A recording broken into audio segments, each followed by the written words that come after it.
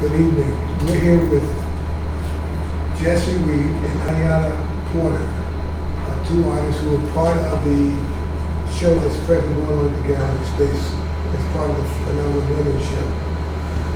They're both new to the Rudy Jones Gallery. They're both from Philadelphia in the Montgomery County area. They currently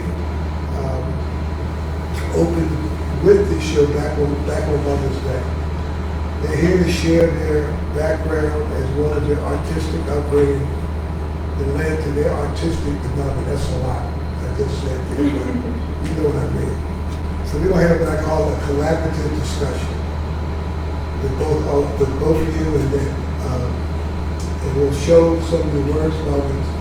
I'll engage in this conversation here at the gallery space. Now, just as a side note, when we started this show, this Phenomenal Women Show, I think this may be the 5th time we've done it. It's in honor of Alma Thomas, who is considered one of the pioneers of abstraction. So the mother child for what you guys are currently engaged in. So Jessie, since you're sitting to my left, I'll start with you. Let's talk a little bit about who you are, your background, and why you decided to pursue this. I'm Jessie Read. I grew up in Long Island. My art's always been around me. My dad's an artist, and always brought us to museums, and we've always had some kind of art going on, some capacity or another. And I studied art in college, and but studied and did a lot, much more realism in sculptures versus painting. And in the last however many years, I've started doing just more abstract. It's much harder, but really love it. It's, as I said earlier, it's my way of not talking. so you painting to the talk before you ever, is that what you're telling us? That's well said. Ms. Porter? Yeah, so my name is Ayiana Porter, and I am fairly new to creating in this way. I've always been a very creative and expressive person, but in my main, medium for expressing myself has always been writing.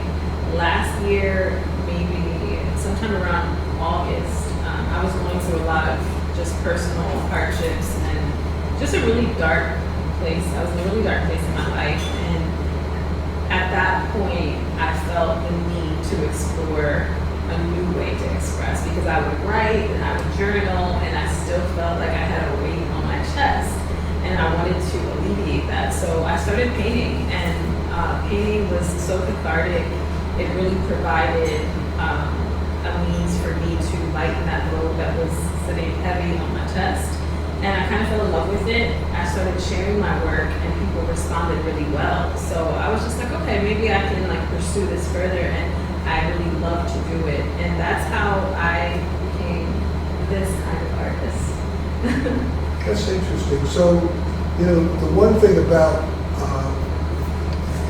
your art, as I see it from a joint perspective, is, they would call it abstract modernistic art, abstract with a modern twist to it. I never understood why they took abstraction and said, well, we want to put another word to it, modern, as opposed to just simply leaving it as an abstraction. I guess there's different variations of it. So how do you think you fit in to the definition with your work of abstraction, Jessie? I guess I'll say that abstraction, or probably most people would answer that it's you don't really know what it is. You can kind of come up with anything. And I'll say, well, turn to your right. There's a piece of yours that talks to what you're speaking about. So I'll say I paint and create in a bunch of layers. Some canvases probably weigh like 17 pounds. Is the amount of paint that's on there.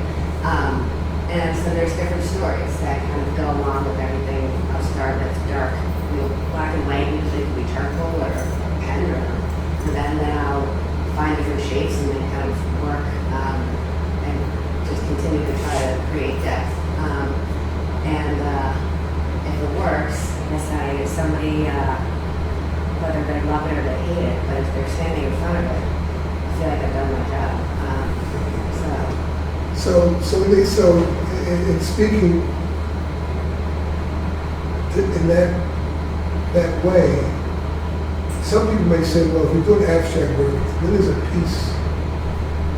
When do you finish a piece? At what point do you say the piece is finished? And I'm asking this question to you, but Ms. Porter, I want you to respond to that question as well. But since Jessie's talking, Jessie, you can begin with it. When do I know when it's finished? When I know that the next mark I'm almost not going to make it better. When everything seems balanced and it seems like there's some kind of harmony between colors and shapes and forms.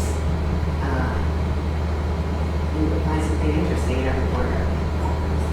Ms. Porter? I think for me, it varies with every piece.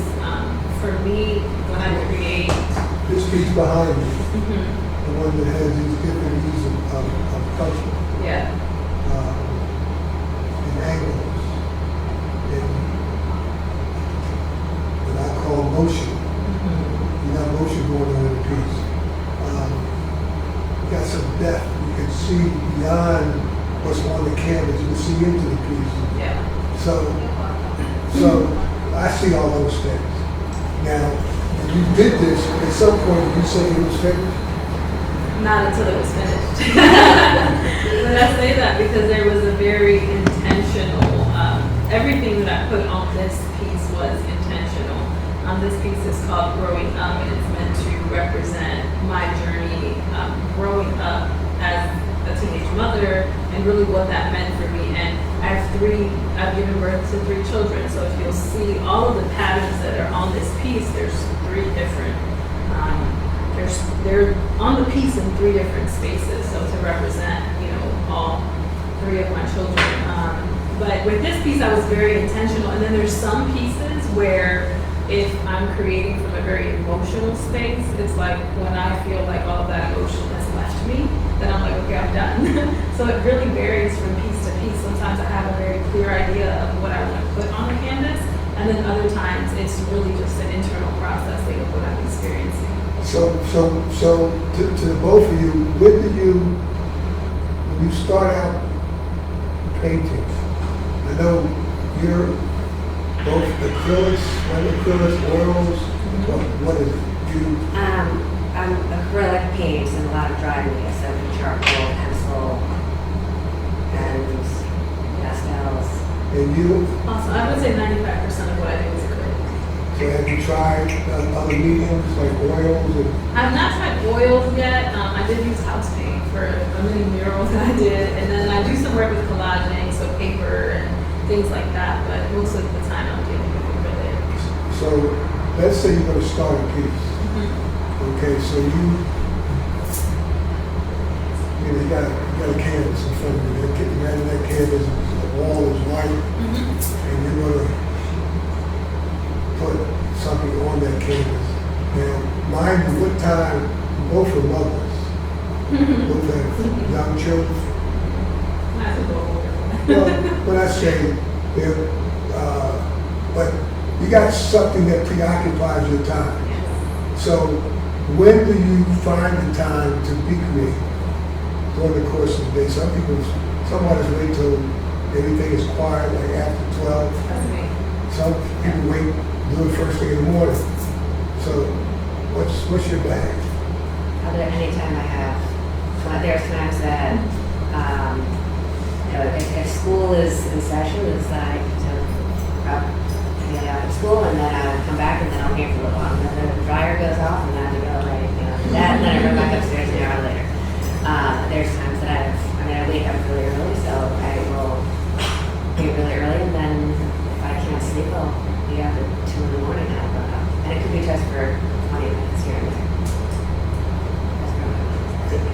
subject matters, I mean, how do they come about? Do they come based on something you saw, you were thinking about, you read about, you might have talked to somebody about, you might have seen something in your travels that you wanted to put on the canvas? Did you go through those type of thoughts before you start to paint? Because people say with abstractions, you just can like get some paint and start throwing it on the canvas. Yeah, that's kind of what it is. That's kind of what you do? Well, I'll say, if you saw my closet, you'd be like, all white, yellow, like everything's very, very neat. And so I sort of paint the opposite of that. I'll say my initial thought of something here. Are you a sloppy painter? Well, no, I would say it's like organized chaos. I've been using the geometry. Every canvas starts, I would say it's black and white, and then I find different shapes that I like, and then I'll try to, preserve one part of it, and then work on that. But as far as what goes in my head, when I say my brain, it's like, oh, it's like ping pong.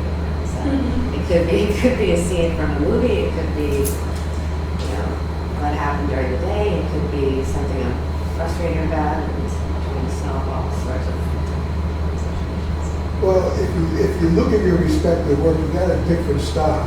Although, like your work, I see is more. You see your work is more linear, like lines. Right, that's why I love your book. Your lines are what's important to you. Is that a fair statement? I would say yes. I'm very yes. Like, that's why these ones here are me to go off grid, for lack of a better You're term. talking about the piece that looks like somebody might say, a kid might say, I can do this. Correct. So see, I was like trying to make, for me not to have like perfectly straight lines is like, So did you give this piece? This piece don't have a name, right? probably not. It's untitled. I'm People who like buyers always want to know, what's the name of the piece? And when you say it's untitled, what kind of reaction do you get? no one's ever really flinched about it. I've also named a piece and somebody else calls it something different in their house. Yeah. So I'm like, all right. Well, I think for most of, so I did a few series of these lines on all different sizes. And those ones are for the majority not titled because they're lines and could I line 1 through 400. But then these ones are more, none of the titles will ever make sense to anybody. Because no, but I think they will. That's why it's going That's a personal thing. Yeah, I think when you're giving your work names, like there's been times where I've made a piece and I actually have asked people to tell me what they think. Like, what would you title this?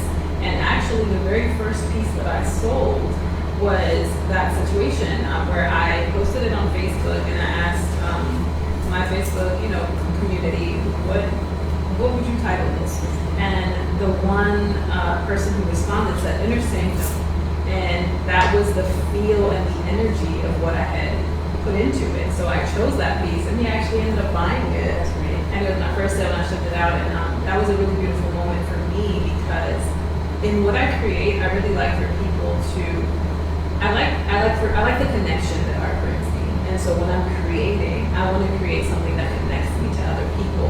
When people give their input and their opinion on what they see, what they think it should be titled or anything, it kind of cements that for me. Like this is why or part of the reason and the purpose why I'm creating is to connect with community, is to connect with humanity, and that's a really big theme and just my source and inspiration for creating. So tell us about what artists have inspired this journey that you go for on President. I'm sure you have someone that you admire, whose work you admire, who you say to yourself, you know what, I could be like him or her. The person who inspired me to start creating this specific way, most of my work, if you see here and here, have these lines, and that's always the basis for almost all of my blank canvases. And so, But your lines are circular. yeah, it's like a curvy, and they're called neurographic lines. That's what they're called. Say that again? Neurographic lines. Okay, And- so what is a neurographic line? Yeah, it's almost like I'm looking at this blank canvas in front of me, and I am creating lines with I don't have a preset notion or idea of what these lines are going to turn out. I'm just allowing my brain the freedom to create. Once I'm finished with my lines, and they usually are very ugly and sloppy initially, I'll always come back and like make them very precise. But that once I'm finished with that, which is the first part of my creative process, I'll study the piece and the lines for a bit and kind of see like what am I seeing. It's almost like I would call it like cloud gazing. You know, when you look at the clouds, like you and I can look at the same cloud and see something different. I might see a cow and you might see a bear. And so for me, that's a little bit of the process. So once I've kind of established what I'm seeing, and especially I think it's heavily influenced by whatever I'm dealing with in the moment, whatever emotional process I'm going through, then I will add color and lines and markings to kind of bring that out. Like in this piece here, it's called Every Woman, and I saw like an abstract woman's face wearing like a scarf or like a head wrap. And I wanted to like really have this piece represent the women in my life that have poured into me, and so that was called Every Woman. But when I first started the piece, it wasn't like, oh, I want to honor women and I want to honor these women in my life. It was like, let me just create these lines. Oh, I see a woman. Oh, I can honor the women in my life through this. So that's a little bit of my process. But to answer your question about inspirations, this artist, her name is Queen Amina, and she's a living artist, and she was the one who introduced me on social media to the concept of neurographic lines. And I was always like I would doodle a lot. And so what I did is I took the concept of the neurographic lines, mixed it with my own like doodling and color, and that's kind of how I developed that style. Well, Jessie, I know when I first met you, you told me about somebody, I forget what school or where he was, who told you to just keep at it, Yeah. right? You remember that conversation? And that was an artist that was a local artist in Philadelphia, or in this area. Yeah, so he's a teacher at Bethel. So Okay. he's like, all right, just keep doing it. Same thing over and over again. So was he someone who kind of pushed you along and you Yes. say was like a mentor? Absolutely, yes, Kasim Amoudi. Kasim Amoudi. He's great. Yes, I mean, there's, there figure teams up and see what happens. I mean, it's rare that he's like, who you're ripped apart. It's like they won't tell you why some things work and don't work. But I mean, it's always, but he absolutely, and still will push me over to the next. Well, when I met you at your home, you had a lot of work, a lot. So And now. so he must have been really pushing you. Yes. Are you both finding your success in this space yet? When I say success, I'm talking about, of course you want to sell every piece you make. That's the ideal world, but are you finding success in such a way, you know what, I'm going to keep at this because I think I might not get, if it's about money or if it's about recognition, what is it that makes you feel like you are part of this process? I would say yes, as far as being successful in my own right. From a lot of friends, some who were just here who like, oh, I didn't even know that you did this. And Have they supported you? Yeah. When I say support, I'm not saying support showing up, but have they supported you in terms of purchasing the work? I have a lot of friends that's in this business. Oh, yeah, you're a great person, you got good art. Okay, all right. Yeah, exactly. I'm a business Yes, person. yes. At the end of the day, Yes. I want to sell this stuff. Yes, so, two of us, actually, one who was here was brought with another closer friend of mine. So two of them have purchased art, and then one just says like, oh, well, do you do commissions? And I hesitated saying yes, but yes. Commissions like. All right, this is what I want. Although I did a commission once where I was like, all right, So this how would is you commission the abstract, please? That's a good question. Yeah. Come on, let me answer that. So somebody asked me, sent me a photograph of the Teton Mountains. And was like, all right, can you do this? And I was like, well, do you want me to make it look just like this photograph? I was like, that's sort of what I could do. But he's like, no, paint it in your style, which is like different lines and so forth. And he's like, and I want you to use this color, and this color, and this color. So I did that part, and he really liked this blue, it's called Eve Prime Blue, which I loved. And so first round went back, he's like, well, how about you make everything go in one direction? I was like, okay. And can you use a little bit less of this color and more of this color? By like the fourth round, I was like, would you like to take this paintbrush? But then I can't complain because he ended up, he paid for the commission and then bought 4 other pieces. So.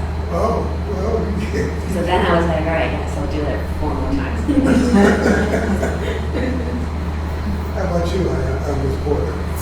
would say that I am finding success in this, journey as an artist. It still feels very new to me because I've been, painting for less than a year. But recently,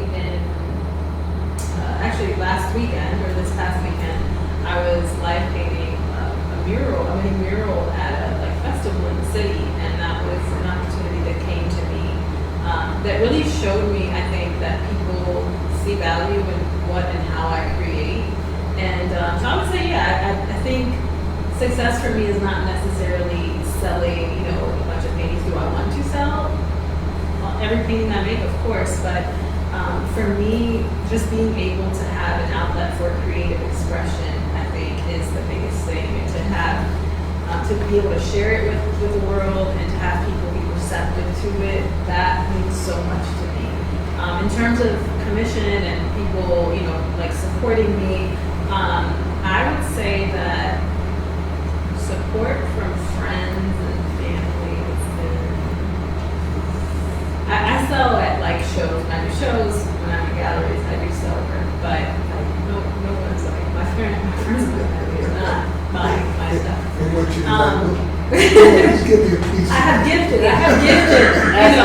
I made a piece for my mom. I made a piece for my dad. I made a piece for my siblings, like a collective thing that was representative of all of us. But I did recently get a commission, and so to see how you commission something abstract, someone gave me.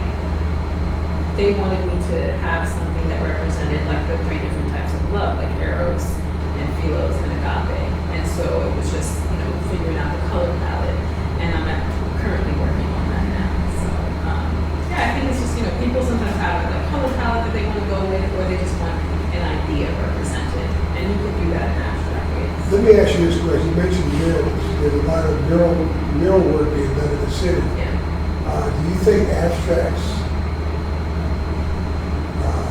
could have a place in the mural art world? But you don't see many. Actually, so the group that commissioned me to do this. I'm not talking about just lines, hey, because right down the street there's a mural, and it's just lines. Yeah. I'm talking about the abstraction in the image itself, as opposed to just lines of color.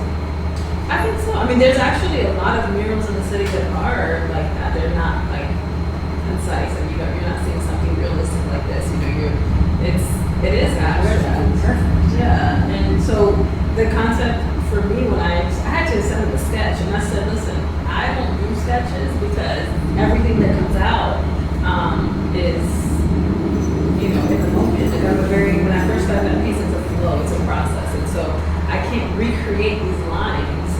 What's so funny is that it was a 4x8 plywood board, and I was like, okay, I want to practice. I'm never going to piece this big, so let me practice. I bought a plywood board, practice at home, and I ended up loving the piece that I did at home for practice more than the live one. So that was an interesting, process. But yeah, no, I think that there's definitely room for abstract art in murals because, again, abstract art, I think, allows the observer to kind of perceive their own reality, right? So you're looking at something and you're staring and trying to figure out, what does this mean to me?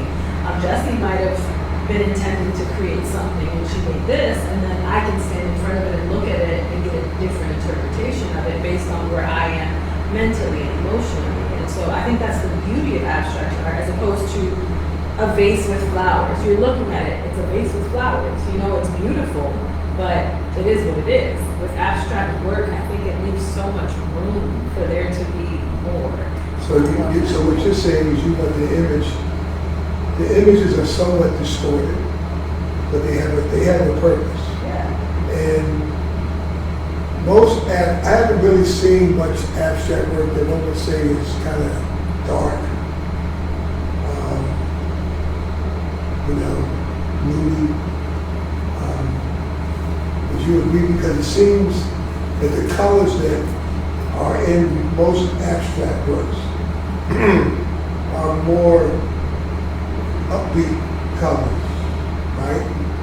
Disagree? I'm kind of somewhere in the middle. Like, personally, I like to create these things that are brighter and give people good feelings, but like this piece up here, for example, The Unknown, that to me is a little ominous because it was representative of a dark time in my life where I was creating it. It was flowing from that space. And there's another piece I created, it's called The Inferno, and it's ugly. Like, the feeling it gives me is an ugly, not ugly like aesthetically, but just the feeling that I get. I actually don't even like to look at it, because, which is probably why I would always stay in my own personal collection. But it's just, the way that I created it was very intense, and it was a darkness emotionally. So maybe we're not seeing more of those moody abstract pieces because who wants to look at something that makes them feel? So what you're saying is that art is not, you're saying that art is not always about pretty things. Yes. So I guess you both would agree with that. And do you try to point out the difficulties in life through some of your paintings? I know you just mentioned that, but what about you? Yeah, 100%. Yeah. I would say a ton of the time, I go back to where I started, it's a way of, getting out frustrations and trying to solve, all the things that are not perfect. And, when I come up with something, the majority of those times, if you're frustrated or you're trying to fix something, it's probably not good. So, Now I read somewhere with you that you gotta have music playing. I do usually. A lot of music and all kinds of music. Is it loud? It's usually loud. It can be almost anything. I'll listen to French music, I'll listen to jazz music, I'll listen to rap music, I'll listen to and that's where I feel say some of the titles of the paintings won't make any sense, but say almost 100% of the time it's probably a line or something that is from a song. In your work. Yes. So there's a song, so what's the song that comes behind you? Oh, this was dark though. That's interesting. Now, I know you'll probably say yes to this question because this is just I say a setup question. But I assume that you both try to find your work to be inspirational to the person that's viewing it. You mentioned that if a person looks at it and likes it, you accomplish your job with that piece. I don't even, they don't necessarily have to like it though either. There's times, it could be the the ugliest thing that they've ever seen, but if they're staring at it, then it's And how painting long is staring does your pick? So, they're staring how long? I mean, Well, I say, so I mean, I guess it's like if there's a room full of paintings and stuff, you're walking around and then all of a sudden you stop. I mean, as I said, it could be something you love where you're like, I don't know, let this person read this. But you are thinking about it. you know, it takes, there's some collectors here in this world. And, you know, I consider myself a collector. When you see a piece, the collector will know right away if they like it. I mean, it's like an automatic reaction to the piece, you know. And then you'll go back, you might walk away, and then you'll go back to the piece and not paying attention to it anymore. But I'm sure you have been in settings and you stand next to a person, and what kind of conversations do you hear when they talk about your work?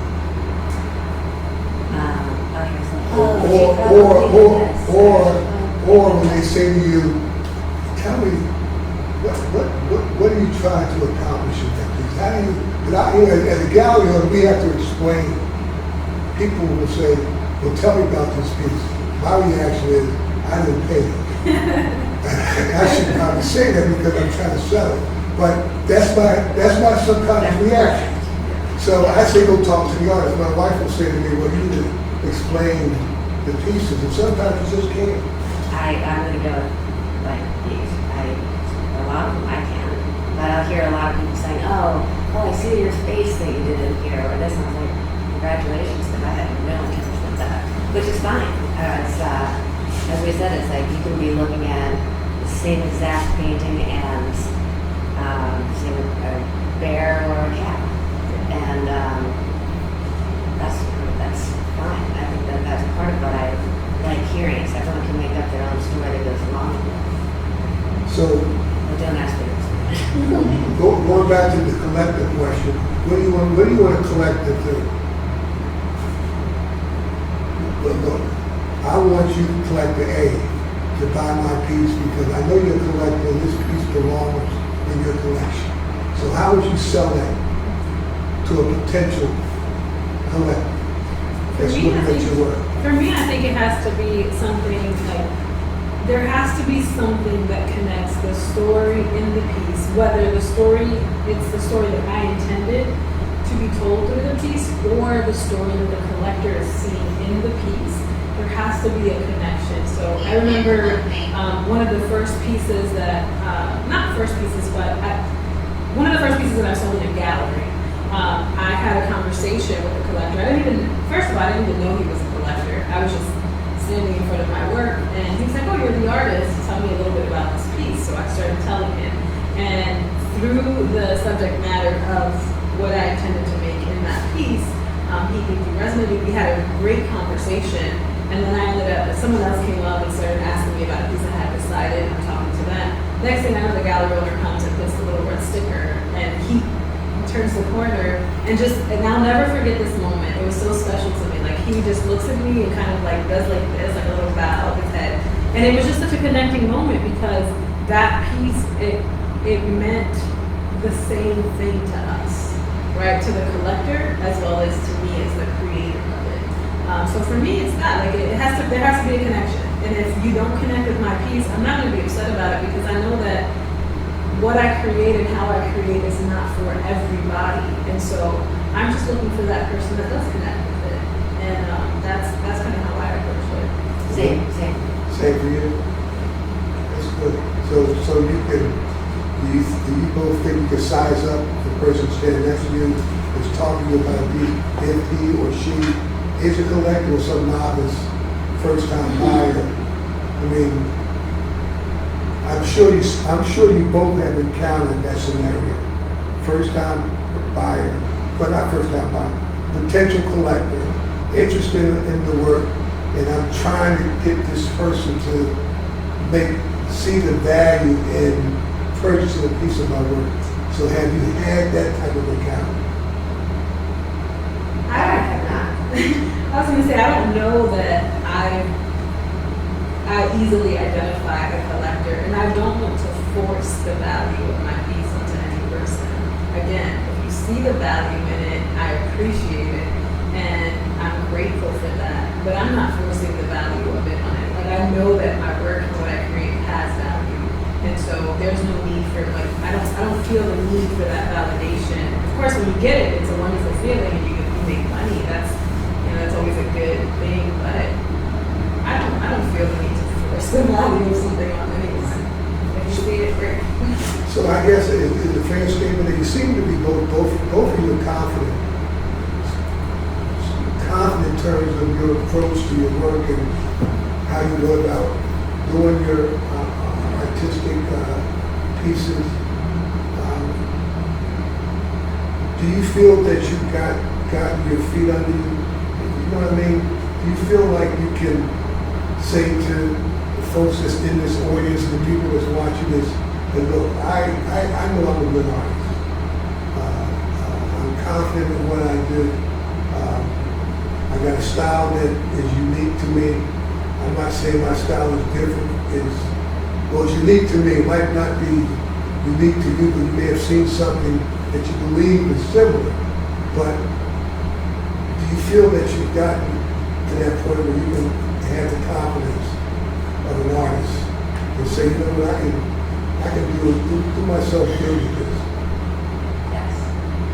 And that's where I say, referring to Castle, who said, okay, well, let me see you keep doing a similar page into this. He's like, yep, that's good. All right, do it again. All right, do it again.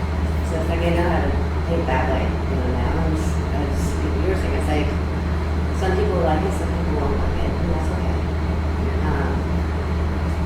But I'll keep doing it and then deviate as I go along.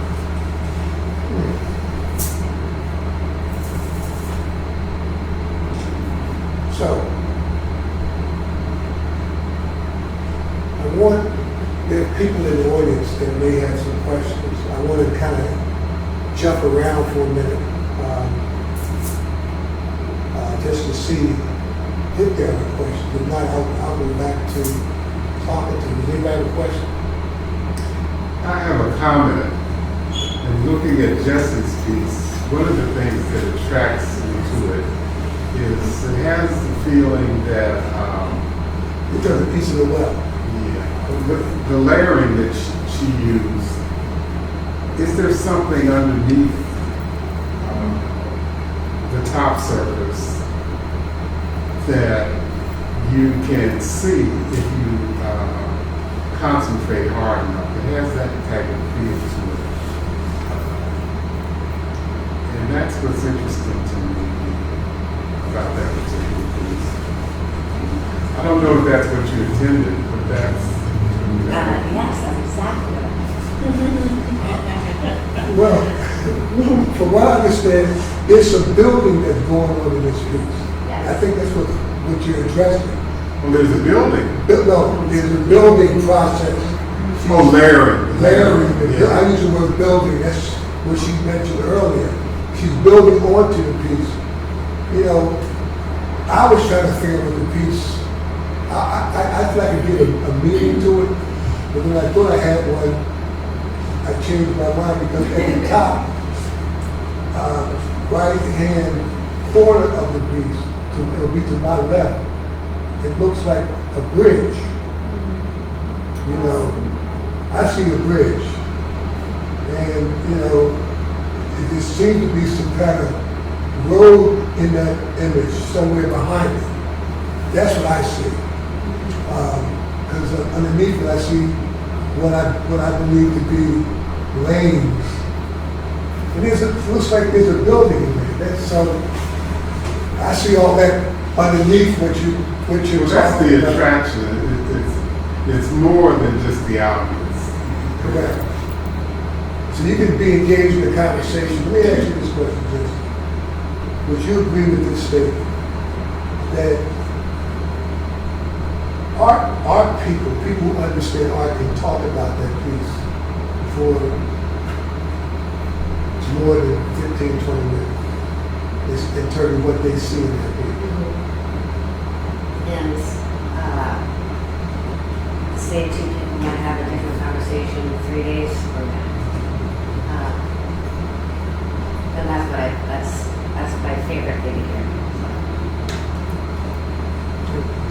have a question. The name of the show is A Phenomenal Woman Show, Phenomenal Women, both of which you are as women artists. And I'd like you to react to that. I know that he asked you about who inspired you, but going along that same vein of being a phenomenal woman, what phenomenal woman would you potentially name in your arts or in the arts or, you know, outside of the arts? Who comes to mind when you hear those two words, phenomenal? For me, right off the bat, you know, Maya Angelou. And so, you know, she's a phenomenal, was a phenomenal woman in so many ways. The way that she used her poetry and her words and language to convey things that are really challenging to, you know, understand in simple terms. She was so eloquent with how she expressed herself. And then also Frida Kahlo.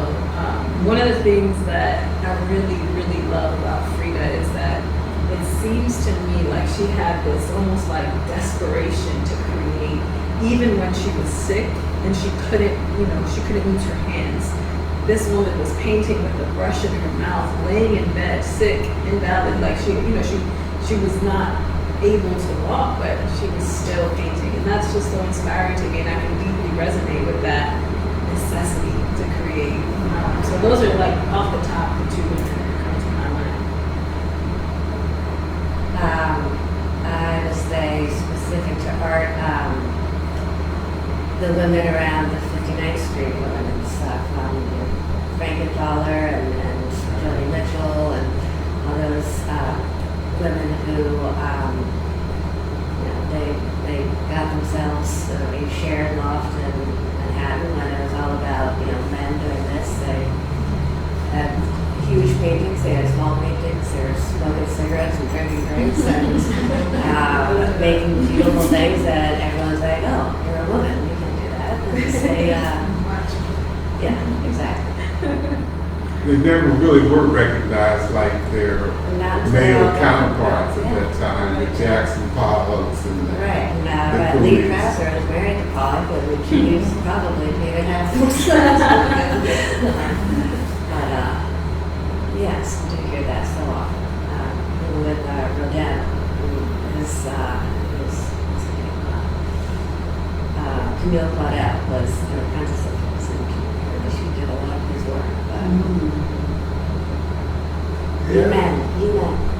And Kim, listen, women, as far as I'm concerned, create some of the most interesting art that's out there.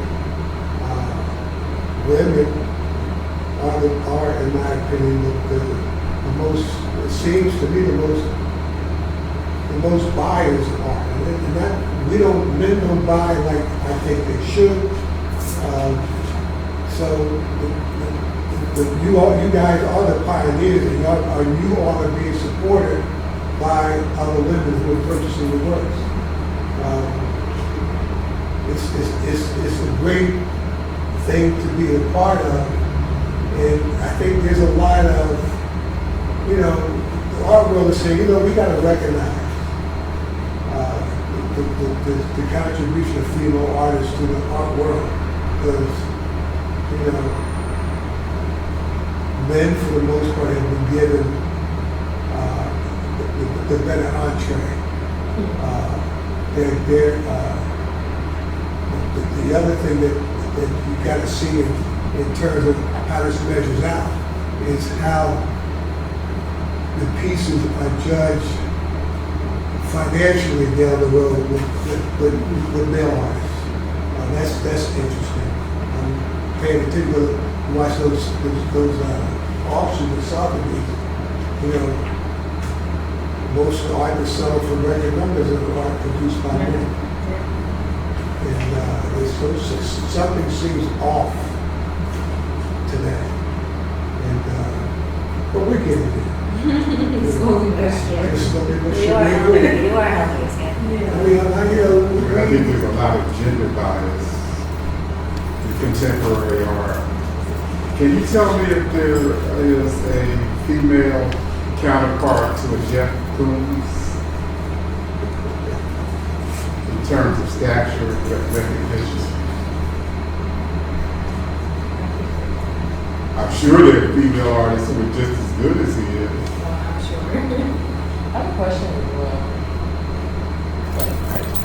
I can't think of anyone. I can't answer that question because I can't think of anyone that's when you talk about given the same recognition and stature.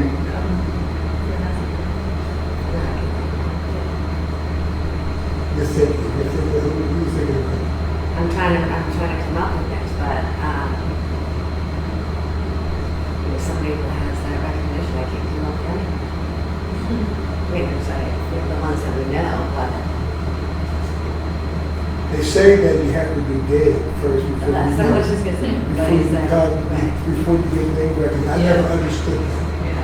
Yeah. To this day, I would never understand that. Or you have to be very controversial. Right. Kyle, you got a question? So what I was gonna ask, I feel like in life, like one of the hardest things to do is like get a grasp on the balance. And you guys work in abstract art. How do you like find a balance between like your creative expression, but then also I'm assuming that you also deal with like perfectionism or like feeling like your work isn't working. So how do you find like a balance between like doing Freedom and like being yeah. creating freely and like putting what you're feeling on the canvas, but then also not being sure. Yeah, I think for me it's been an interesting journey because I almost feel like I shouldn't feel as confident as I feel as an artist, but I do feel confident. And one of the things that I think I recognized very early on, and when I started painting, was that I had to release the idea of perfection because I think it's the idea of perfection that has kind of stalled my growth creatively because even with writing, it's like, I told myself years ago I was going to write a book, but then as I started working on editing the book over and over to the point where editing became more of the task than actually writing. And so for me, it's just the idea of I want a space where I can create freely, and painting gives that to me. And so for me, the balance is just doing it and really releasing the idea of perfection from my mind because nothing's perfect. Like even when you look at nature and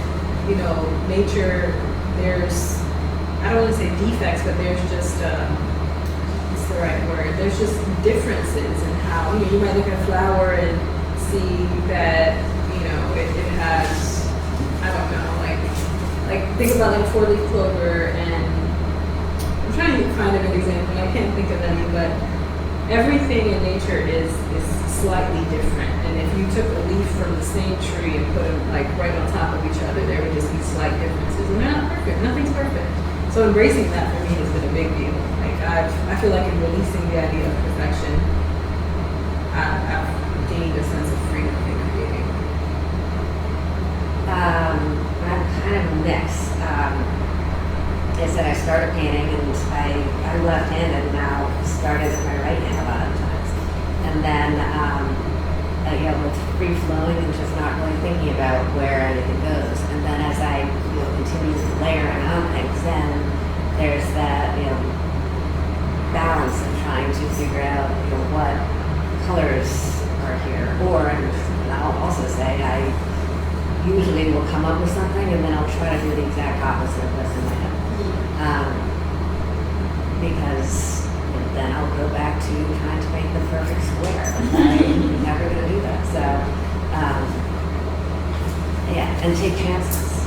Like, when all else fails, many times I've said things like, there's probably this behind me. It's even like just put like a whole layer of white on there and go back in there and try something else. So, I think in general, I just want to make another comment on what you both said. I'm one of those people who believes everything is perfect. So in hearing you speak right away, I thought of the phrase, it's imperfectly perfect. And that's kind of my spiritual thing too. I don't think God knows imperfection. doesn't know how to create anything that's imperfect. Therefore, everything he creates perfect in its own way. And it's, you know, as Ingrid mentioned, we've been collectors a very long time. We've been a lot of artists and a lot of mediums, and, you know, certainly the visual art is what has appealed to us more than any of the other genres. But it's always fascinating to hear each artist's take on what they're doing, what they see in another artist's work. I know when we have these opportunities for artists to be together, it's always so awesome to me how you recognize each other's work, and how you revel in what your colleague essentially is doing, and they revel in yours, and especially as women, because we're kind of notorious for not being that way. So it's always, you know, this time of year when we have this woman show, that's what comes to the surface. You know, the respect and recognition, and in a sense the love that you have for each other as women artists. So thank you. Thank you. Yes, every time I look at a painting, I'm, you know, it's, looking for something and just in awe. So tell me, so what you got in store for the future? I assume the store will be created, but do you feel your art is going to be any different than what we see here on a sample of your work? Let's say every artist has a style, that's what I'm getting at. You know, and every artist that we've had this gallery, if I see their piece, I don't care where I am, I can never recognize their style. And that's what collectors do. Collectors recognize style, and style is important to at least me as a collector. I'm sure most collectors will probably agree with that. So what do you got in store? So what can you tell the people who are viewing this talk about why they should pay attention to the two of you down the road? Because you're two phenomenal women, and you should pay attention to the work that we're coming out with down the road. So what you got in store? I think when I think about my future creating, I know that I'll continue to create in the style that I create, but I'm also very open to exploring in different ways. I think at the heart of my creativity is curiosity. And so I'm very curious, like you asked earlier about mediums, and you asked about ever painting with oils. I've never used oil at all in any capacity. So that's something that I'm looking forward to exploring, and something that I know will challenge me, but I'm looking forward to how it will grow me as an artist. So for me, it's just a matter of continuing to explore and stay curious in my practice, and make connections with people and spaces, and yeah, I'm excited for the future. I don't know what's coming per se, but I know it's going to be wonderful.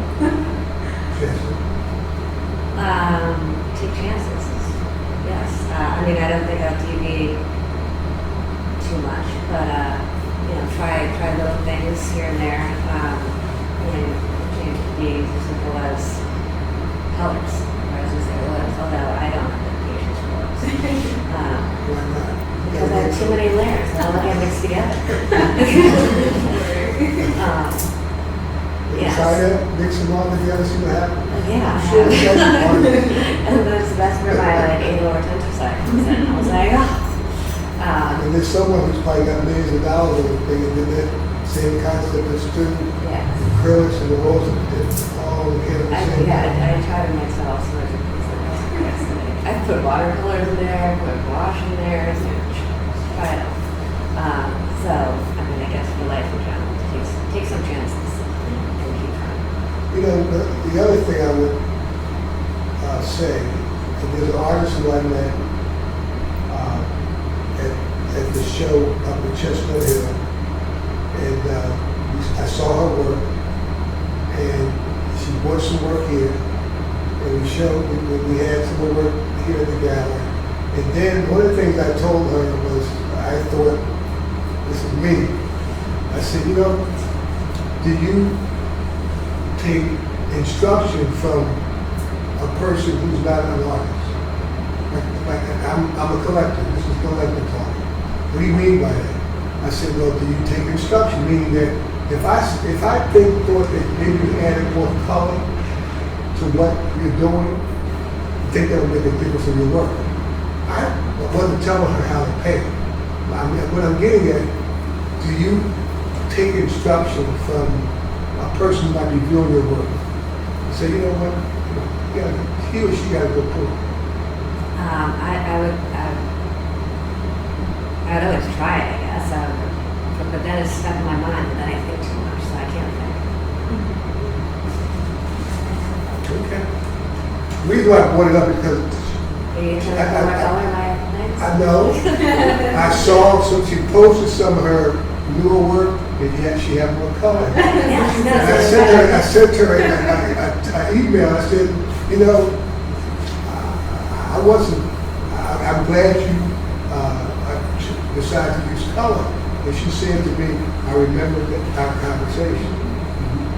So, you know, I think artists, like Ron was saying, y'all collaborate, y'all appreciate each other's work. When y'all get together, the things that you all say are amazing to me. That's why I like having this conversation. It's better when there's multiple artists because you get a different flavor. You really see how much you guys understand and love your work. So with that being said, I just want to thank Jessie and Ayiana for being here at the Rudy Joe Gallery as part of the Phenomenal Women's Show. And I want you both to give the people who are watching this your Instagram, social media, whatever handle, as you call them handles, right, that you use so people can reach out to you if they want to look out for you in the future. Begin with you, Jessie. So it's Jessie Read, art, Read is R-E-A-D, and then this is such a statement. And then, website would be Jessie Tristan Read. I'm on Instagram as Ayiana, and I'll spell it just it's not a common name. And no one ever spells my first name right, but it's Ayiana. I will admit to that. And Viviana, Viviana. That's my Instagram. On Facebook, I'm Ayiana Porter, and my website is also AyianaViviana.com. And those are the places where I can be found. Thank you for having us. Thank you for coming. I enjoyed the conversation. Let's do it again. Take care.